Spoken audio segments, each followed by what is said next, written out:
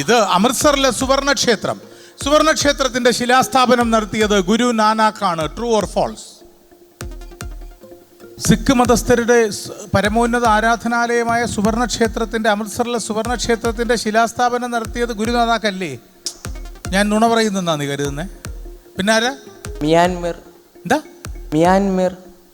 India എന്ന വാക്കിനെ ഒറ്റവാചകത്തിൽ നിർവചിക്കുവാൻ പറഞ്ഞാൽ എന്താണ് ഇന്ത്യയുടെ ഐഡന്റിറ്റി എന്ന് ചോദിച്ചാൽ സത്യത്തിൽ അഭിമാനത്തോടെ പറയാവുന്ന ഉത്തരങ്ങളിൽ ഒന്ന് ഇതാണ്: ലോകമെമ്പാടുമുള്ള സിഖ് മതസ്ഥരുടെ ഏറ്റവും പരമവും പവിത്രവുമായ തീർത്ഥാടന കേന്ദ്രമായ അമൃത്സറിലെ സുവർണക്ഷേത്രത്തിൻ്റെ അടിക്കല്ല് പാകിയത് ഗുരുനാനാക്കല്ല, മറിച്ച് മിയാൻമീർ എന്ന് വിളിക്കപ്പെടുന്ന ബാബ മീർ മുഹമ്മദ് സാഹിബ് എന്ന ഇസ്ലാം സൂഫി സന്യാസിയാണ് എന്ന മതേതരത്വത്തിൻ്റെ പ്രഖ്യാപനമാണ് ഇന്ത്യ. ശരിയായ ഉത്തരം. You also get 40 points.